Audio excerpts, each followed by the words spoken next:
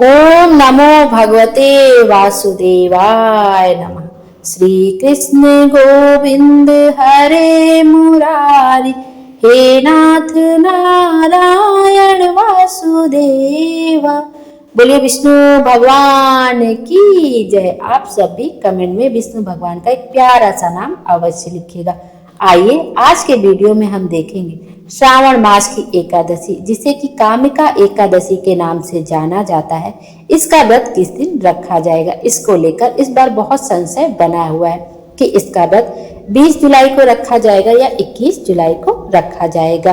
पूजा का शुभ मुहूर्त कब से कब तक है, पूजा की विधि क्या है, एकादशी के दिन हमें कौन से कार्य भूल से भी नहीं करने चाहिए, एकादशी में हम कौन से उपाय करें जिससे हमारी सभी मनोकामना अवश्य पूर्ण हो।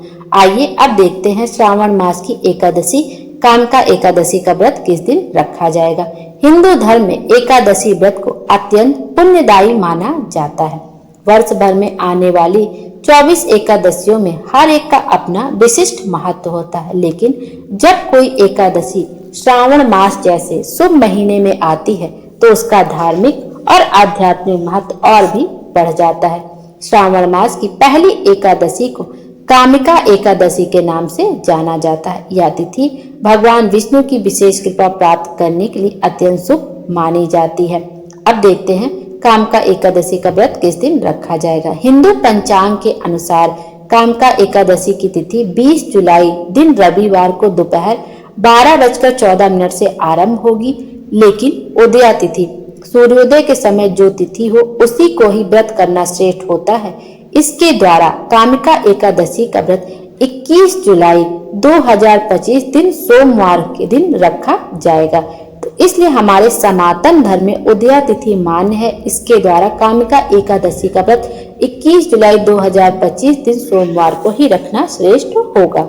अब देख लेते हैं कौन कौन से शुभ योग इस बार कामिका एकादशी पर बन रहे हैं। इस बार सावन माह के कृष्ण पक्ष की एकादशी तिथि पर वृद्धि और ध्रुव योग समेत कई मंगलकारी संयोग बन रहे हैं। इन योग में भगवान विष्णु और माँ लक्ष्मी की भक्ति भाव से पूजा अर्चना की जाती है और एकादशी का व्रत रखा जाता है।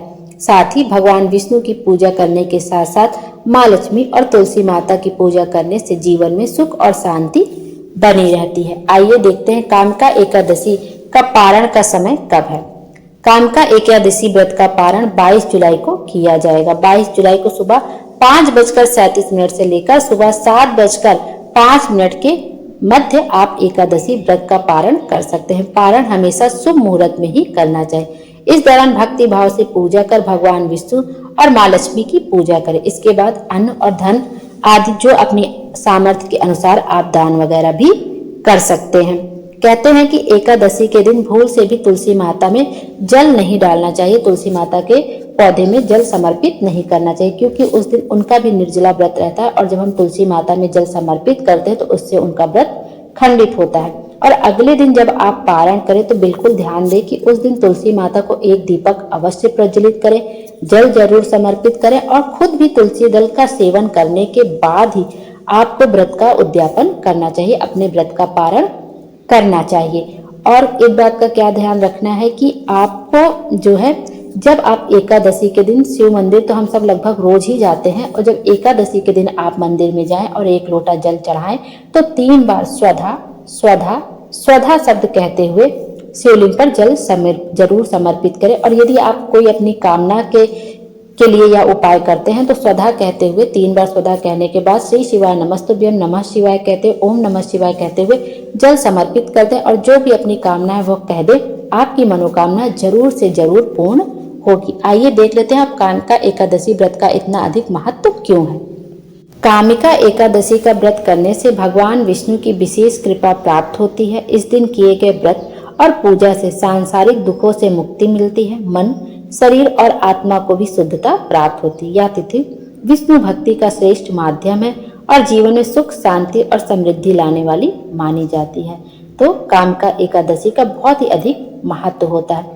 कहते हैं कि कामिका एकादशी का व्रत कर लेने से हमारे जो भी पाप होते हैं या हमसे जो भी बुरे कर्म हो जाते हैं उन सब से हमें मुक्ति मिल जाती है। भगवान विष्णु हम सब की मनोकामना पूर्ण करें और हमारे जीवन को खुशियों से भर दें। Thank you.